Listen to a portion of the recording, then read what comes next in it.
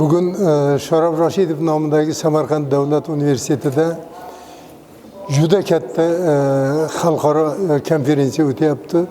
Bu konferensiya aktual muammoga bag'ishlangan. Bu oziq-ovqat xavfsizligi global va milliy muammolar deb ataladi. Dunyoning demak mana ko'rib turibsiz 20 dan ortiq davlatidan ishtirokchilar qatnashyapti. Oziq-ovqat xavfsizligi dunyo bo'yicha eng aktual muammolardan bittasi hisoblanadi. Chunki insoniyatning barcha jarayonlari demak oziq-ovqat bilan, oziqlanish bilan uning o'sishi, rivojlanishi, ko'payishi va boshqa haligi faoliyati hammasi demak oziq-ovqat jarayonlari bilan bog'liq.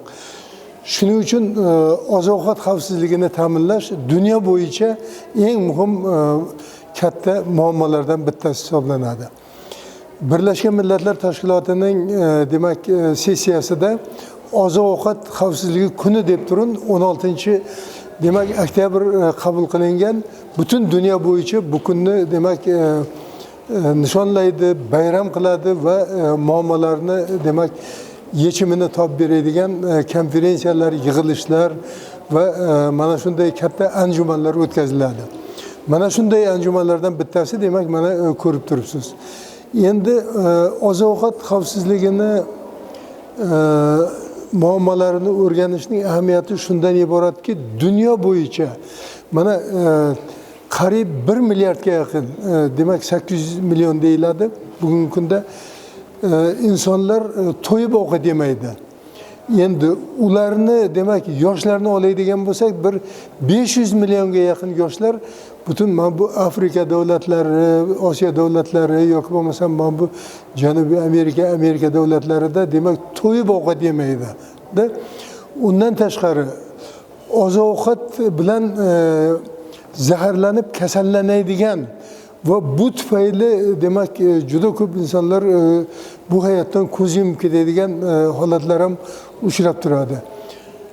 Mana shularni hisobga olganda demak oziq-ovqat xavfsizligi masalasi juda muhim hisoblanadi. Shuning uchun bugungi konferensiyada mana Yevropa deysizmi, Osiyo deysizmi yoki bo'lmasa mana Rossiya, Qozog'iston, Qirg'iziston, Tojikiston, Turkmaniston va boshqa davlatlardan demak delegatlar Xitoy davlatlaridan kelib demak bu yerda qatnashishi bu masalaga butun dunyo juda katta qiziqish bilan qarayotganligini ko'rsatib turadigan bir faktor hisoblanadi. Men yana bitta narsani alohida ta'kidlab o'tmoqchiman. Oziq-ovqat xavfsizligi bo'yicha birinchi konferensiya bundan 7 yil oldin aynan Sharof Rashidov nomidagi Samarqand Davlat Universitetida tashkil topdi va rivojlandi. O'sha paytda demak tamal toshi qo'yilgan ilmiy masalalar, uning biologik tomoni, uning biologik tomonlari, agrotexnologiyalari, oziq-ovqat xavfsizligining demak molekulyar mexanizmlari, fiziologik mexanizmlari, mana shu masalalar bugungi kunda mana shu ochib berilyapti konferensiyada. Bu butun dunyo ilmiy hamjamiyati uchun muhim ahamiyatga ega bo'lgan bir ilmiy xulosalar hisoblanadi. Shuning uchun Samarqand Davlat Universitetida birinchi bor tashkil topgan va men hech mubolag'asiz aytaman, bu masala dunyoda birinchi marta tashkil topgan edi.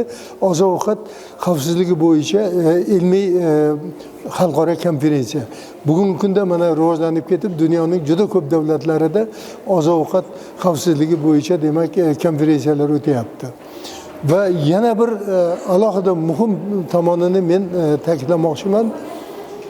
Muhtaram Prezidentimizning oziq-ovqat xavfsizligiga bag'ishlangan qarorlari, farmonlari bugungi kunda bu muammoni yechishda juda katta demak ahamiyatga ega bo'lmoqda. Chunki muhtaram Prezidentimizning mana shu farmon va qarorlarida oziq-ovqat xavfsizligini ta'minlashning demak detallari, uning demak bo'limlari batafsil yoritib berilgan va O'zbekiston oziq-ovqat xavfsizligi bo'yicha nimalarga e'tibor berishligi keragi va ilmiy sohada nima ishlar qilishlari kerakligi ham demak mana shu qaror va farmonlarda ko'rsatib berilgan.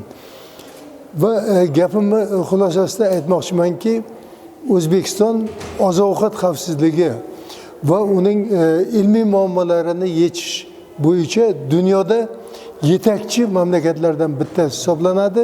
Bu sohada demak mana ko'rib turibsiz, dunyo bo'yicha O'zbekistondan kelib demak o'rganib ketyapti. Bu sohada ham O'zbekiston yalov bordor hisoblanadi. Bu sohada ham O'zbekiston oziq-ovqat xavfsizligi bo'yicha bayrog'ini baland ko'tarib, demak ilmiy ishlarni, tashkiliy ishlarni va boshqa sohada ishlarni demak amalga oshirib kelyapti.